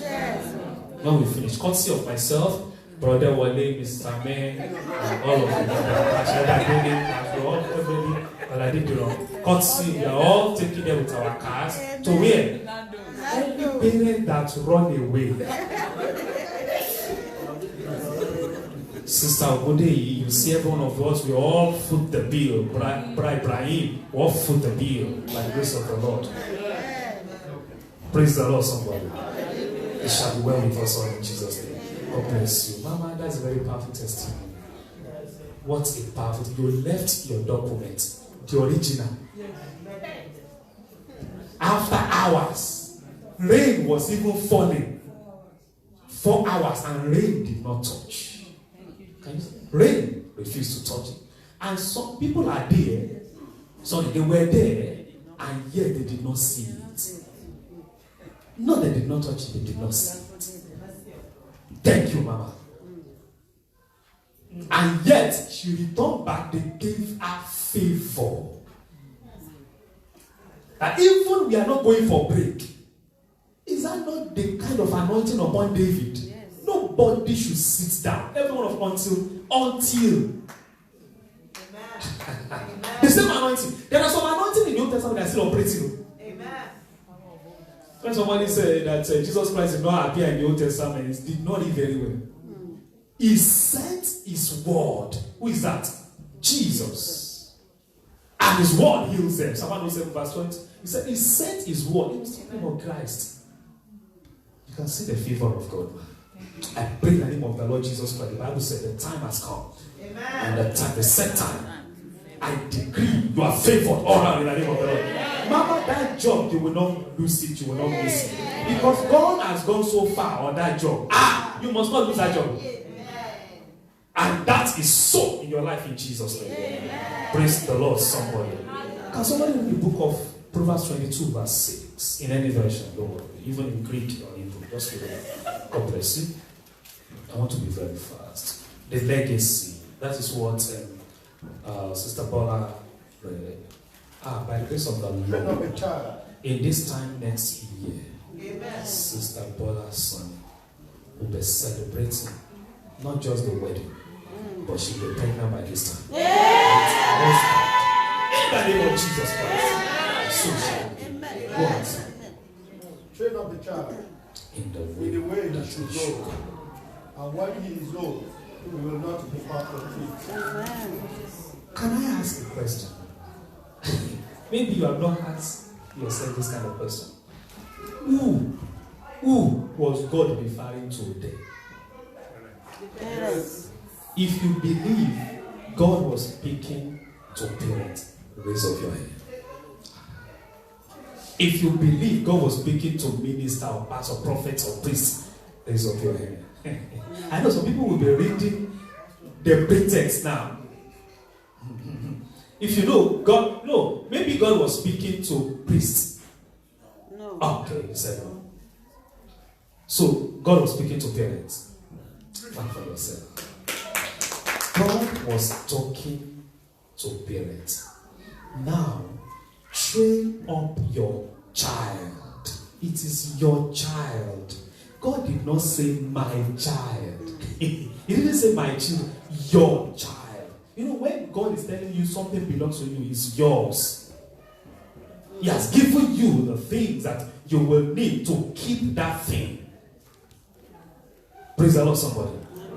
Have you ever seen anybody, you go on finance and then you get a car? And after getting that car, what would they tell you? Even if you are paying the finance, would they tell you that if you don't pay, you will get their car back? That also. But they will never say that is their own car. They say it's your car. And that's how God operates. He's the one keeping the responsibility of that child, or yet is your own child. Because you are not the one who gave that child 2 eyes. You are not the one who gave that child 2 legs. But yet, he still said, train up your child. You see, this is where you will know that, beloved, God is not interested in just giving birth. You don't give birth because I want to show people that I am not barren. You don't give birth because, yes, I want to show people that I am fertile. No, you are giving birth to train. And this is very important to every parent. You have responsibility. When you see a parent say, I don't have anything to do, I'm telling you, beloved, it's a lie. You have a lot to do. You have a child that you must. Can I say something, beloved? This is the only duty that you have to do 24 hours. When you are sleeping, you are still working. Because while you are sleeping, you see, now you go to work in the morning, set up around 7 or 8 or 9, is that also? And then after when you are coming back from work, the child is probably after school hour, you have to do, first of all, you will do school run. After school run, maybe the one in the afternoon is not school run now, it's back school or back home or something like that. You have to do that one and bring that child back. When you are coming from work around 4 or 5, you are already tired, is that also? But yet you still need to know what is he or she going to eat. And after you do that, you pick the child up from the childminder, you pick the child up from it, and just say, okay, now, you cannot just say, sit down there and play. No. Either you will wash the child or you bathe the child, you will prepare what that child is going to eat, you will definitely take care of the child, how to go to bed, is that also? And while you are doing that, you are still working, pressing the uniform for the next day, and after that, maybe you sleep for about 4 or 5 hours, you wake up again in the morning, set yourself up and set the child up, and you see that it's going round, round, round. You have to be, while you are at work, you are still thinking about that child. When you are, in fact, when you finish, you will go to house that you will go to a firm. Sorry, don't go house. Or you go to maybe Debiners where you will get the, in fact, wonderful clothes for the child. You will still do celebration, everything, maybe birthday for the child, everything. So you have responsibility. You have responsibility. And this is what God is telling you. So you don't just give birth. You have duty. Now, legacy. What is that legacy you are leaving behind? Because at the end of the day, the first point of contact, that's the language they use in this country, first point of contact. Let me use that word, borrow that word. The first point of contact for everything in the life of that child, it's you. It might not speak like you, but that child will learn a lot from you. Is that not so? The child will learn how to speak the kind of language. Have you ever seen when a parent, even if you are speaking Bini or you are speaking any language, that child will know at least 5% of that language? Praise the Lord, somebody. So you have responsibility. I said sometimes ago that when God gives you anything, God gives you raw. God will never patch anything. You are the one that clothed the child, like what we prayed on yesterday. So, you clothe the child. What are those things that you are giving to that child? What are those things you are pouring into the lives of that child? When that child will know love, don't turn that child into hatred. Don't give that child hatred. Don't even teach that child some things that must not come into it, because things like that may affect him or her in the future. A child that you always teach about, yes, you have to be alone, don't play with anybody. That is how the child will grow up. The child that you always say, don't worry, you can sleep with any sex, you can sleep with any boy or girls, even when you're bedroom, don't worry. In fact, this is boys' room. You did not demarcate boys' room, and guess when he or she grows up, you will definitely know that I can sleep in any bed. The child that you did not train in the way of the Lord, I'm telling you, definitely will not learn that. There is always a period of learning. Because as I went there about 3 weeks ago, and they asked him, they said, ask him, now, what can you say about ages? And the guy was breaking ages. He said, when somebody got to that stage of 18, 20, 20-something, he got to that stage, he said it's not useful again when it comes to football.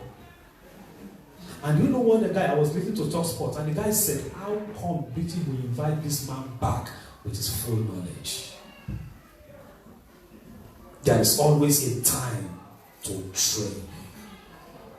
That child is using some language. Use some language and you say, leave him, leave her, don't worry, because he's still young. You are saying he's still young, and he continues to use the word. There will be a time that you'll not be able to collect that word back from him again. That's why the Bible says, train up a child, because they were not born. I said something earlier, they were not born with a manual. No child was born with any manual to follow. So you are the manual. Train that child in the way it should go. Should I go this way? You are the. So if you don't know the way, there will be a problem in the life of that child. It's just like what the Bible said in Ecclesiastes chapter 10 and verse 15. The labor of the foolish humiliates every one of them, because he knoweth not how to get to the city. So when you don't know how to get to the city, how can you show any other person how to go there? So you yourself must learn every day. You must. The period you are spending with your parents is very important. That's why you see some people today, I'm telling you, beloved, some parents still need training. And it's unfortunate how they can train their kids. And that is why, beloved, the moment you see, it is not the government that is the problem today, it's the family. The moment we can deal with the family and the family upright, everything is fine. I'm telling you, nobody will go to prison again. The prison will be less. Because everybody is coming from a very good family and they are behaving well. They understood morals. But the moment we cannot work on the family, I'm telling you, they will still continue to. It hurts me when you hear that they are building more prison. For whom? And they will continue to build more prisons and more prisons. Your child will never know them. In the name of Jesus Christ. So when we're talking about training, that was why God was. It is not until when you become a father. You say, according to your mentality, people always say that it's when you are becoming, but when you become a father, you will know. No, you see, God Himself will be the one that will know. He said to Abraham in Genesis chapter 18 and verse 19, He said, "For I know him, He will command, not train, He will command. Not speak, He will command." Use the word, look at that word very well. He will command all His children. I know this guy. If I give this guy by the time God was speaking, the word was saying this, Isaac was not yet born. Because Isaac was not born in Genesis 18. Is that not so? Until when you get to Genesis 21, you see Isaac was born. Genesis 21. And then the guy said, the woman said, "How comes this? In fact, I am giving birth to a child at old age. Anybody that hear this or see me, they will laugh." Verse 6. So, check yourself very well. When you are not trained, you cannot train anybody. It is the potential, what you have, that is what you will give out. When you as a parent, you are not disciplining yourself. It is anything you can eat. It is anytime you can sleep. It is anything you can watch. You don't censor what you are watching. And when they get to that stage, you know what I mean? That stage. And the daughter is with you. You say, "Close your eyes." You don't have to watch that one. And just tell the child, "You can open your eyes now." Because that sin is over. And you will be thinking she's closing. Because when you tell a child to close his or her eyes, there are two things in his or her mind. If he or she cannot ask you a question, "Why did you ask me to close my eyes?" Then okay, let me obey you, but I will open it. After I got fingers, so I can open it. And yet you are closing it, but I can open it. And this is where we need to. He or she is not going to ask you, but he or she has obeyed you. But yet, inside the finger, the lines of the finger is watching. Why did you ask me not to close? Why did you ask me to close my eyes? And that is why, beloved, we need to be very disciplined. The way we talk, the way we do things. Because we are raising a generation. Listen, can I say something, beloved? There is no place that God will say, "Child, you get to." There is no greatness. It's in your bulletin. There is no greatness that God will give to a child, to anybody in life. He will enroot it through the parents. I will explain. In fact, if God say, for instance, "Anna shall be," in fact, when we get to the point of the Prime Minister, whether she likes it or not, there will be a route that she needs to pass through her parent. It is the parent that will help that child to get there. Did you get it now? And we saw a very good example in the life of Isaac. We saw a very good example in the life of Joseph. We saw a very good example, in fact, in the life of Jacob. So we can go on and on like that. Who helped Jacob? Rebecca. I pray God will help us in Jesus' name. Yeah. Rebecca was the mother. He wouldn't have been able to get there, but the mother said, don't worry. But Daddy will curse you. Don't worry about the curse. He won't curse you. I know my husband, and I know what the kind of meat he likes to eat. You just go there and prepare the meat. There was fear. That fear was pushing the boy back, and the mother gave that boy courage. Don't worry. Take a step. As a parent, when last did you give your child courage to do the impossible? Because when you are no more there will be fear. The walls of fears will be built. But at the end of the day, you'll be able to. Who taught me the power of deliverance? My late father. I will never forget. When I see anything in the dream, I will run to his room.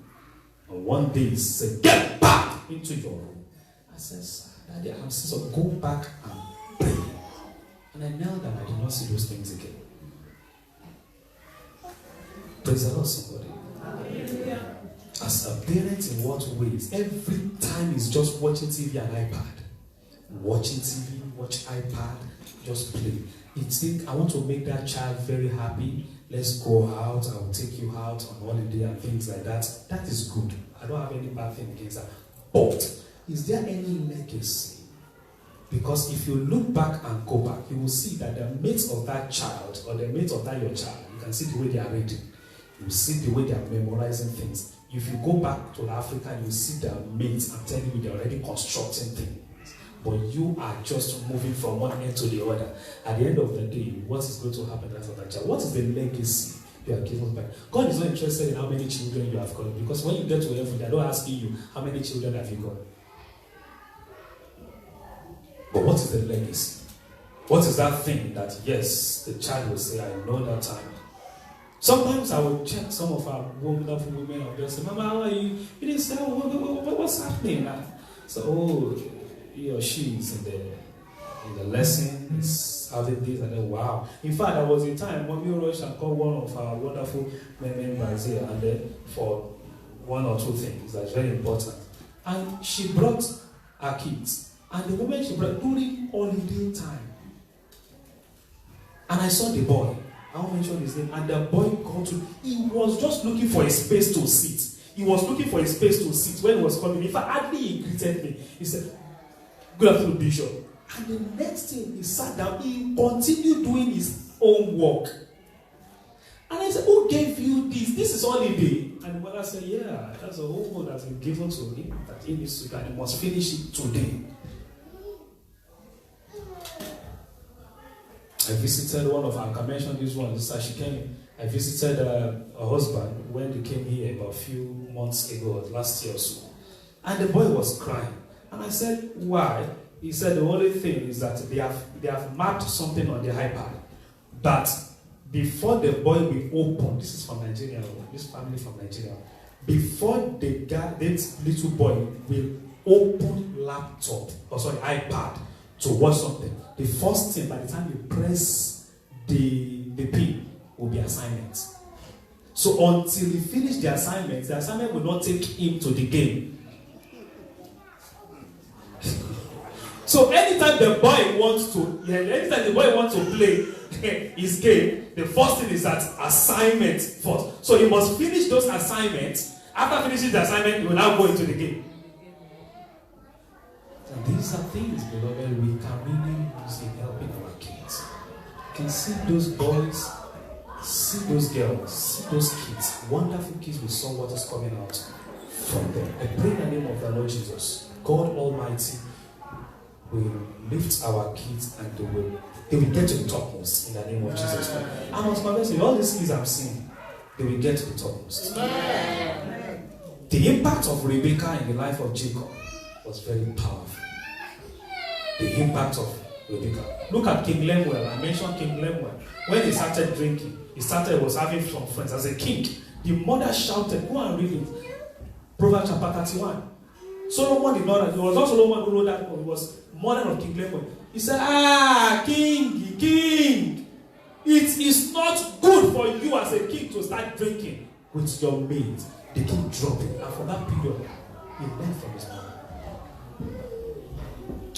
I will end with these 7 keys to raising up great kings. Number 1, please, you can write them down. 7 keys. Number 1, be positive. Be a positive influence in their lives. Be a positive influence in their lives. The person God used to make me today, who I am today, we've got all the kids here. He is late today. And in the program we went to, Mommy, you saw me with one man I just took outside. The last born, this guy was very, in fact. So he was here, and I happened to be like a father to them. So he was telling me, he said, sir, please we beg you, sir. He has been so wayward. Things have happened in his life. And I was collecting number. I said, don't worry, sir. Within 2-3 days, I'm going to make sure everything comes back to normal. Be a positive influence. And the man said something. He said, because the first time he spoke with me, he said that the father was a positive influence in your life. I said, sir, yes, sir. Be a positive influence in the life of your kids. When you look at them, they will know, yes, Mom is speaking. Not that you are there and then that will be sign language. You will be able to communicate with them. They can tell you that they know the time that Mommy will come. Not that kids that they will just say, hey, it's 11 p.m., 12 a.m., Daddy can never be back now. Yeah, it's only 2 a.m., Daddy will be back. Be positive influence. That a child, have you ever seen when children will just say, I want to really be like my dad? It's possible. Because the father happened to be influence. So I said, I want to be like my dad. And as you will see in the lives of some of our great men of God today, like maybe like Bishop Oyedepo now, you see the kids, they are always aiming, want to be like that man. Pastor Oyedepo, you want to be like Billy Graham, you see great men of God, they are always moving to be like them. People are even want to be like Bill Gates. Point number 2, believe in them and in their dreams. Please let us learn to believe in our children. Don't just say it's a child speaking. You are still a child. No! I'm telling you, no. Some people always look at me as a video. I play with the kids a lot. You know, when they finish, will see me with them. I always sit down with them. Come and see me at home. He will just be saying some things that are not really, in fact, he himself and his mom had an accident the other time. And you know what he said to his mom? He said, Can I tell you something? He said, I want to build a car that when there is accident, like the one we had, everybody will just have a parachute to come out. I said, it's true. It's possible. You can build it. So you will listen to them. The answer of Jacob over Joseph, it's not a good one. Because the man they never believed in the dream of Joseph. My father, I saw 11 sheep and they all bowed down to me. Do you know what the father said? This is a bad statement. The father said, do you believe that me and your brother, including me, will bow down to you? Genesis chapter 37, when the father was saying that, the father did not believe in his dream. Because the father said it. And the Bible said, and the brothers, they rebuked him. But what happened? And the father kept seeing it. It's in your Bible, Genesis 37. We can read it. So do you believe in the dreams? When you look at that child, you will say, this is a giant of God. I could see greatness in the life of man. And if some came back and said, I could not do those. No, you can do it, boy. You can do it, girl. You can do it. Believe in their dreams. Number 3, share your past experience with them as they grow. That's point number 3, write it down. Share your past experience. Sometimes you just look at it. Don't be afraid. You see, don't be shy that these are the things. Because if that child, if that is not taken, People will call it generational curse. Is that also? Because the child did not know. And the child will just say, Mom, so you went through this and you did not tell me. If you had told me, I would have really, in fact, changed. I wouldn't have done that. So share your past experience. This is very important. Let's share our past experience with them as they grow. That is what I put to. I said, as they grow, share your past experience. What I can share when Maxwell is 9, in fact, it's different from when I will be able to share when Maxwell is 21. Praise the Lord, somebody. That was what Brother Wale was saying. The mother will call him, and his mom will say, no, this is it. You can. All these words you are going about, maybe you are seeking for, can I get 100 naira from you? No, you can build. You can also go and put down, and you can have a marathon. That is a 40. You can have it, and that's it. Praise the Lord, somebody. Number 4. Teach them godly manner. Please, number 4, teach them godly manner. So that one day when they say, who is Jesus? Your son at the age of 21 will say, I've never heard about that word before. Teach them godly manner. That's something we call godly manner. So how to behave as a child of God. When last did you pray together with them? You are the only one praying. No. Pray together with them. In fact, have Holy Communion at home with your kids. Then they will understand the power behind the blood. When I was setting the blood today at home, and they came, I said it together with Maxwell. So, have to do communion together. Godly manner. This is very important, our kids. How to pray. How to read the scripture. Every Saturday, you have to read a passage. Every Saturday, read through a passage. Maybe Monday to Friday, there is no time. But first, read some passages. Am I speaking the mind of God? Yes. So there will be a time you can take a walk together. And quiz. Bring out quiz for your kids. And we saw that in the life of Jesse. That's why I said parents have a problem. Is that no matter if God said, I want to use somebody, it is the work of the parents. Train your child so that the child will be ready for me, God, to use. You will see that in Jesse. Even Jesus' parents. Number 5, educate them with morals and ethics. Morals and ethics. So that this one is not Bible. This one is morals now. So that your child will not go about. Everybody that give me anything, I will eat. There are some kids today, whatever they give them, that's what they will eat. But there are some children, before you give them anything, they will come to Mommy Christopher, please, Mommy, please, so person give me something. And they will not eat it. Teach them morals. Number 6, before the last one. Be their parents and not just an agent. Be their parents, not just an agent. Show them love. Be closer to them. Don't compare your kids with another kid. Don't compare them. God has given you a wonderful child. And God, listen, there is no child that is useless. Every child is great. It is what you say over your child.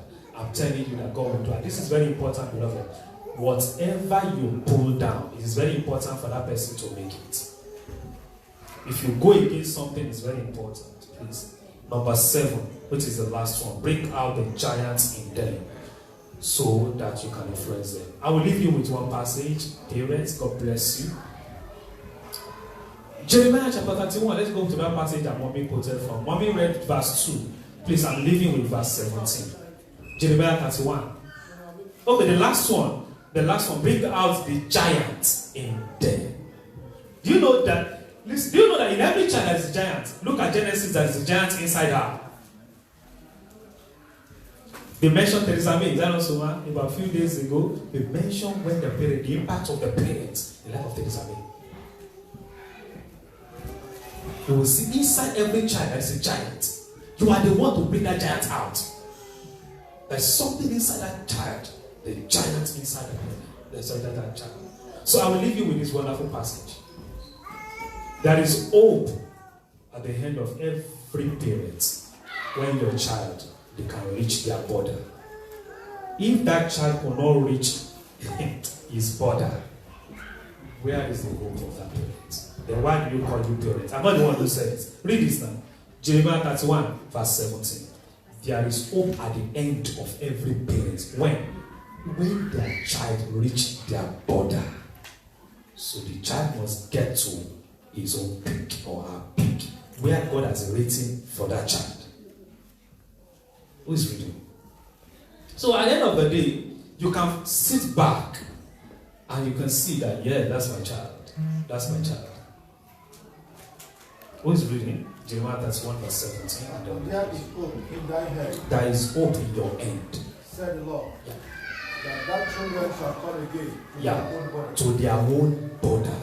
So when your child gets to their own place in life, all children, they will get to their own place in life. So when they get to that place, they'll be able to say yes. And you will see there is hope for that parent. The Lord will help us in Jesus' name. Please, let's continue to show love. Don't compare. Don't compare. Not that when we finish here, we get old. And you, when they are reading, you did not speak out. No, encourage that child. Don't intimidate the child. Don't put fear inside the child. You will see, no matter what every child does, I'm telling you, you just continue. So God bless you. You try. The child will always love to try again. God will bless each and every one of us all in Jesus' name. Please let us encourage this education. The purpose of education is for application, so that in life we'll be able to see this. These kids, they are very great. Please, I beg you, parents, we have lots of work to do. We are the one that will make them to the standard that God wants. We are the one. So let us spend time to make them ready for God. And God will bless each and every one of us all in Jesus' name. It is time for us to have the communion, and we'll have the last aspect of the service today. Shall we bow our heads for prayer, please? The eternal rock of ages, we want to bless and worship you. We adore you, Lord, because you are mighty. Be thou exalted in Jesus' name. Lord, as we go to your table, we pray that your presence will rest upon this table. Make your flesh indeed, and the cup your blood indeed. In the name of the Father, the Son, and the Holy Spirit. Shall we take the Lord's Prayer together, please? Our Father, who art in heaven, hallowed be thy name. Thy kingdom come, thy will be done on earth as it is in heaven. Give us this day our daily bread, and forgive us our trespasses, as we forgive those who trespass against us. And lead us not into temptation, but deliver us from evil. For thine is the kingdom, the power, and the glory, forever and ever. The Bible said on the day and the night that he was about to be taken, that our Lord Jesus Christ, he took the cup, and after blessing it, he broke it and gave it to his disciples, and he said, "Take and eat, this is my blood, this is my flesh, and as often as you eat, you do this in remembrance of me." And likewise, after supper, he took up the cup, and after giving thanks, he gave it to every one of them, and he said, "Take and drink. This is my blood of the New Testament, which is shed for the remission of sin. As often as you eat, you do this in remembrance of me." Heavenly Father, minister to us through the table, and let all souls experience the glorification. Thank you, God. And in Jesus' name we pray. Elders, please, and the ministers. The blood of Jesus set me free from sin and sorrows. The blood of Jesus set me free. The blood of Jesus set me free from sin and sorrow. The blood of Jesus